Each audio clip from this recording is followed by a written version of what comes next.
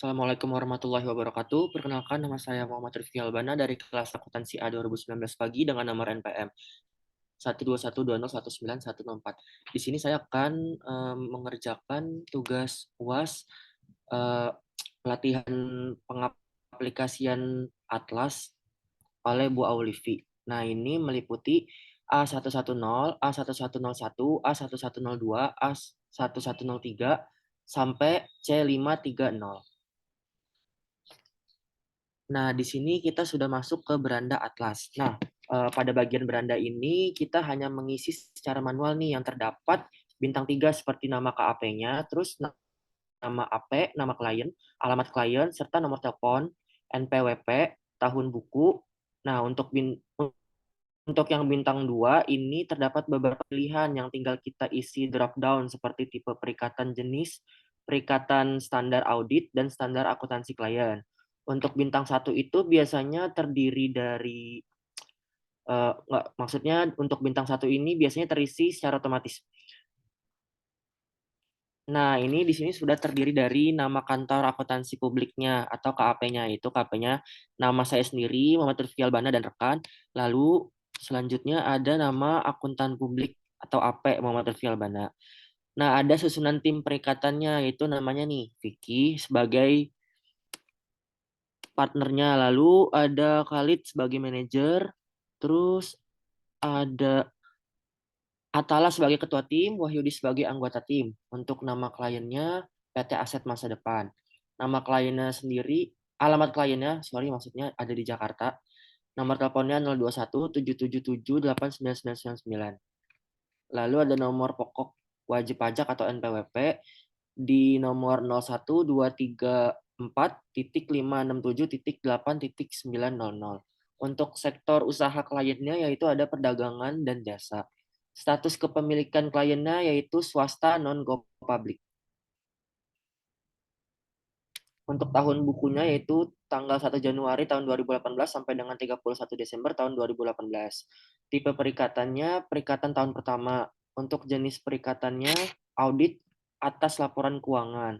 Lalu untuk standar auditnya standar profesional akuntan publik. Lalu yang terakhir ada standar akuntansi klien yaitu berupa SAK umum konvergensi IFRS.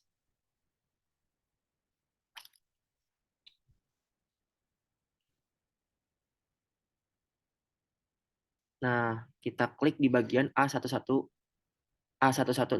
Nah, pada bagian ini kita hanya akan mengisi indeks A1101 sampai dengan A1103. Nah, karena pada pengisian yang ini, isian yang lainnya sudah terisi otomatis saat kita melakukan pengisian di beranda. Nah, pada pernyataan apakah Anda akan menerima atau melanjutkan, jawabannya ya. Nah, ini jelaskan bagaimana auditor melakukan mitasi risiko. Nah, tim audit yang dipilih hanyalah auditor yang memiliki pengalaman audit minimal 4 tahun dan pernah mengaudit bidang yang sama. 2. Tim audit akan melaksanakan koordinasi secara rutin setiap minggunya.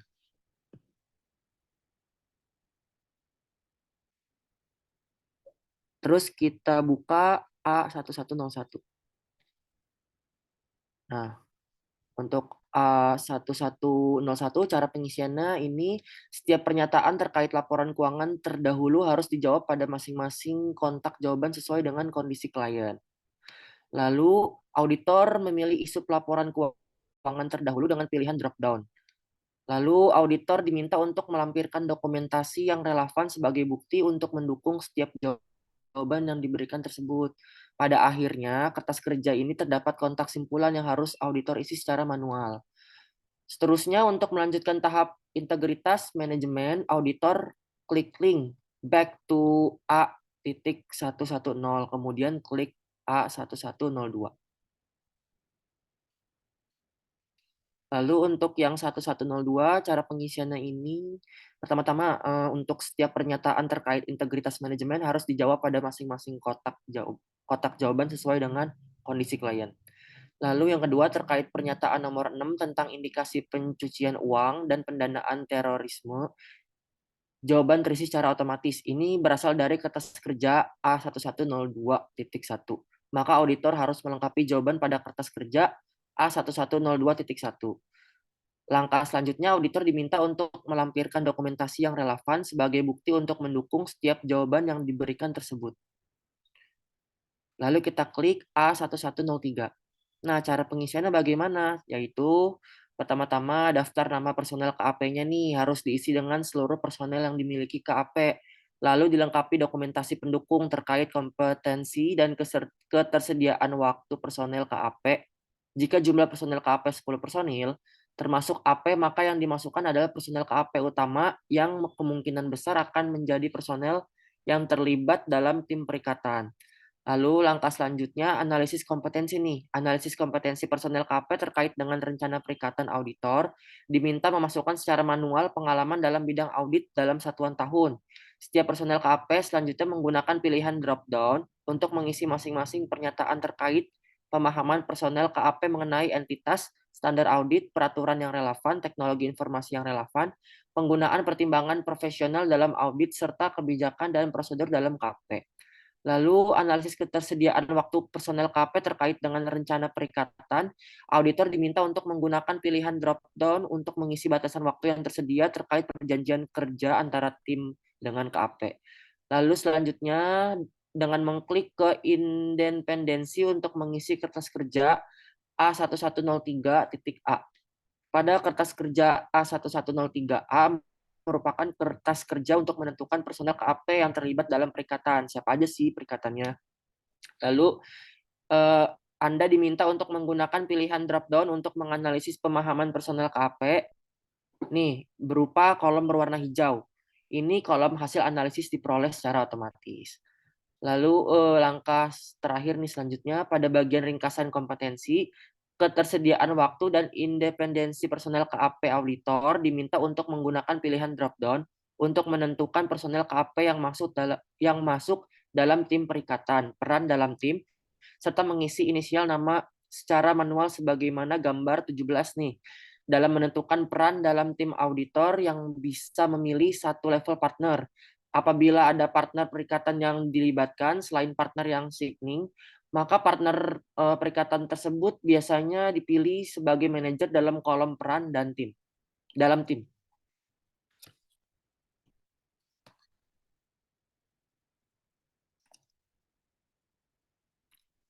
Lanjut A120.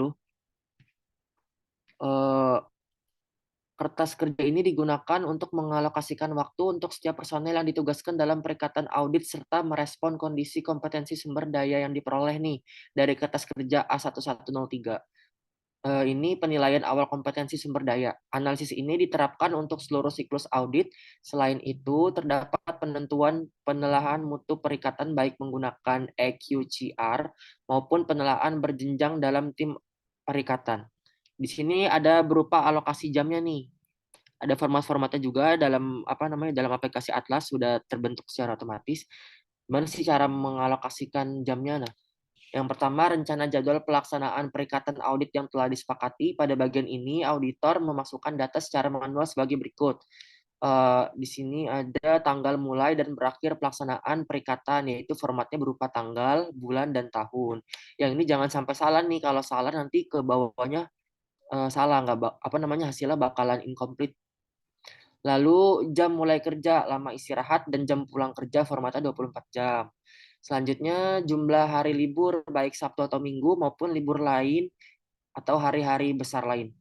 Nah, lalu jam kerja efektif per hari ini berapa sih jamnya diisi secara manual berdasarkan hasil perhitungan jam kerja efektif per hari dari poin 1B. Nah, hal-hal di atas ini tujuannya ini untuk mengetahui jumlah jam efektif dalam pelaksanaan perikatan. Lalu ada rencana alokasi jam jasa per tim pada setiap tahapan audit. Nah, pada bagian ini biasanya auditor itu menentukan jumlah jamnya nih, menentukan jumlah jam kerja setiap tahap untuk setiap auditor. Lalu yang ketiga ada nama auditornya nih. Nama auditor yang muncul secara otomatis merupakan hasil dari penentuan tim perikatan pada analisis penerimaan dan keberlanjutan hubungan dengan klien. Selanjutnya, auditor memilih peran setiap anggota dalam tim dengan menggunakan pilihan drop down. Di sini ada formatnya nih, ada namanya yang tadi disebutin sebelumnya, ada Vicky, Khalid, Atala, dan Wahyudi. Lalu alokasi rencana jam jasa terdapat dua jenis alokasi, yaitu alokasi rencana jam kerja otomatis dan aktual. Alokasi rencana jam kerja otomatis telah dihitung menggunakan rumus tertentu. Sedangkan pada alokasi rencana jam kerja aktual, auditor harus memasukkan jumlah alokasi rencana jam kerja setiap auditor secara manual. Jadi diisi tuh secara manual auditornya. Lalu alokasi rencana jam kerja aktual harus diisi bentar. Alokasi rencana jam kerja aktual harus diisi auditor meskipun auditor memutuskan menggunakan angka perhitungan alokasi rencana jam kerja secara otomatis. Lalu di sini ada analisis kompetensi sumber daya untuk pelatihan keberlanjutan. Oke, ini nih slide-nya udah muncul dari atlasnya. Nah, pada bagian ini terdapat informasi terkait dengan kebutuhan pengembangan kompetensi personel KAP. Nah, jika KAP telah menentukan tindak lanjut atas pengembangan kompetensi tersebut, biasanya harus didukung dokumentasi yang dilampirkan nih pada kertas kerja pada kertas kerja ini. Nah, untuk penilaian mutu perikatan pada bagian ini terdapat informasi terkait risiko penerimaan dan keberlanjutan klien, sehingga KAP dapat menentukan kebutuhan perlu tidaknya kebutuhan EQCR sesuai dengan kebijakan sistem pengendalian mutu KAP. Lalu pada bagian kertas kerja A120 terdapat 3 kontak simpulan, yaitu kolom simpulan otomatis nih harus terisi, kolom simpulan otomatis terisi. Oleh karena itu, jika alokasi belum memadai, maka auditor harus memberikan penjelasan terkait rencana proses pemantauan atas perikatan tersebut. Lalu kolom kuning nih, kolom kuning. Ini kolom kuning otomatis ada jika simpulan dari kertas kerja belum memadai. Lalu kolom status KKP-nya nih menginformasikan kertas kerja kelengkapan pengisian kontak warna kuning dan hijau. Status KKP dapat berupa komplit atau incomplete. Nah, kalau yang komplit berarti sudah terisi semua, sudah menyesuaikan format pengisian atlas. Kalau incomplete masih ada yang belum lengkap, makanya statusnya incomplete. Lalu selanjutnya kita kembali ke konten, ke slide A130. Kita klik di surat perikatan, yaitu kertas kerja ini biasanya menganalisis surat perikatan yang akan ditandatangani oleh KAP dengan klien. Terdapat beberapa pernyataan sebagai kontrol untuk memastikan bahwa isi dan kelengkapan surat perikatan yang dibuat telah sesuai dengan standar yang berlaku. Auditor diminta untuk menggunakan pilihan drop-down dalam menjawab setiap pertanyaan. Nah, pada bagian bawah ini kertas kerja A.130 terdapat beberapa kontak simpulan, yaitu yang pertama, simpulan pertama ini muncul secara otomatis pada kontak simpulan. Simpulan terdiri dari dua kondisi, yaitu surat perikatan memadai dan surat perikatan tidak memadai. Simpulan surat perikatan tidak memadai dapat disebabkan dua alasan, yaitu auditor biasanya tidak lengkap dalam melakukan pengisian atau surat perikatan tidak mencakup semua kriteria yang terdapat pada kertas kerja A130. Lalu jika pada kotak penjelasan akan muncul tulisan jelaskan bagaimana KAP memodifikasi surat perikatan, maka auditor diminta untuk menjelaskan bagaimana KAP melakukan modifikasi sesuai perikatan tersebut. Nah, tulisan tersebut akan muncul jika terdapat kriteria yang tidak tercantum pada kertas kerja A130. Lalu kontak status KKP-nya nih, biasanya menginformasikan kertas kerja kelengkapan pengisian kontak warna hijau. Status KKP dapat berupa komplit atau incomplete. Yang tadi sudah dibilang, kalau komplit berarti sudah lengkap, incomplete ada yang perlu diisi atau masih belum lengkap. Lanjut ke A140. Surat tugas. Nah, kertas kerja ini digunakan untuk mengecek kelengkapan surat tugas untuk tim perikatan yang akan melaksanakan audit. Biasanya auditor diminta untuk menggunakan pilihan drop-down dalam menjawab setiap pertanyaan.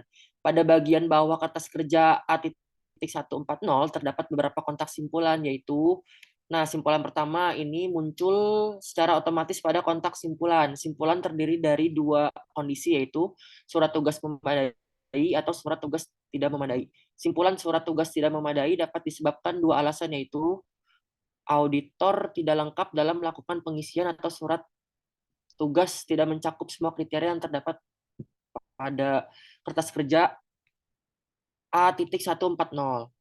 Lalu, jika pada kontak penjelasan akan muncul tulisan jelaskan bagaimana KP memodifikasikan surat tugas, maka auditor diminta untuk menjelaskan bagaimana KP melakukan modifikasi surat tugas tersebut. Tulisan tersebut akan muncul jika dapat kriteria yang tidak tercantum pada kertas kerja A.140. Kontak status KKP menginformasikan kertas kerja kelengkapan pengisian kontak warna hijau. Status KKP dapat berupa komplit atau incomplete, seperti yang tadi. Lalu muncul ke pernyataan independensi di A.150. Kertas kerja ini berisi informasi mengenai analisis KAP terhadap independensi atas pelaksanaan audit baik dalam tim perikatan maupun kantor akuntan publik KAP. Auditor diminta untuk menggunakan pilihan drop down dalam menjawab pertanyaan. Nah, pada bagian bawah kertas kerja A.150 terdapat beberapa kontak simpulan nih, yaitu berupa simpulan akan muncul secara otomatis pada kontak simpulan. Simpulan terdiri dari dua kondisi, yaitu pernyataan independensi memadai atau pernyataan independensi tidak memadai. Simpulan pernyataan dari independensi tidak memadai ini dapat disebabkan dua alasan, yaitu auditor tidak lengkap, terus auditor tidak lengkap dalam melakukan pengisian, atau pernyataan independensi tidak mencakup semua kriteria yang terdapat pada kertas kerja A.150. Nah, jika pada kontak penjelasan akan muncul tulisan, jelaskan bagaimana KP memodifikasi pernyataan independensi, maka yang harus dijawab oleh auditor ini diminta untuk menjelaskan bagaimana KP melakukan modifikasi pernyataan independensi tersebut. Tulisan tersebut akan muncul jika terdapat kriteria yang tidak tercantum pada kertas kerja A.150. Selanjutnya, kontak status KKP menginformasikan kertas kerja kelengkapan pengisian kontak warna hijau, status KKP berupa komplit maupun incomplete. Nah, sudah selesai yang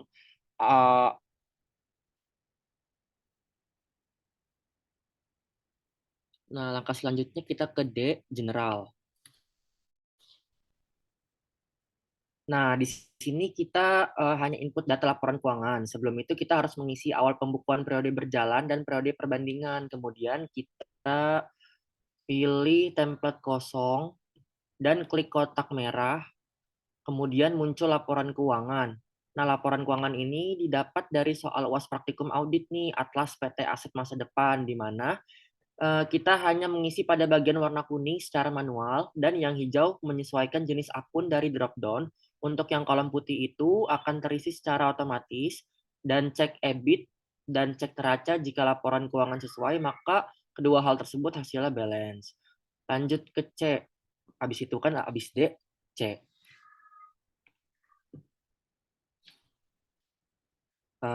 Ya, sudah klik di C-nya, yaitu kita ini C110 dulu. Nah, pada bagian ini sudah terisi otomatis dari pengisian laporan keuangan D100 sebelumnya. Nah, di sini status KKP-nya komplit, kesimpulannya tidak memadai. Selanjutnya kita ke C530. Nah, kertas kerja ini digunakan untuk mencantumkan informasi yang diperlukan terkait dengan laporan auditor independen yang akan diterbitkan, sekaligus memberikan contoh format opini yang akan diterbitkan oleh auditor. Nah, untuk data laporan auditor independennya ini sudah ada di soal UAS Praktikum Audit PT Aset Masa Depan, di mana di sini kolom kuning kita isi secara manual, kolom putih sudah otomatis terisi karena kita sudah mengisi indeks sebelum-sebelumnya, dan kolom biru akan mengikuti link pada pengisian indeks ini.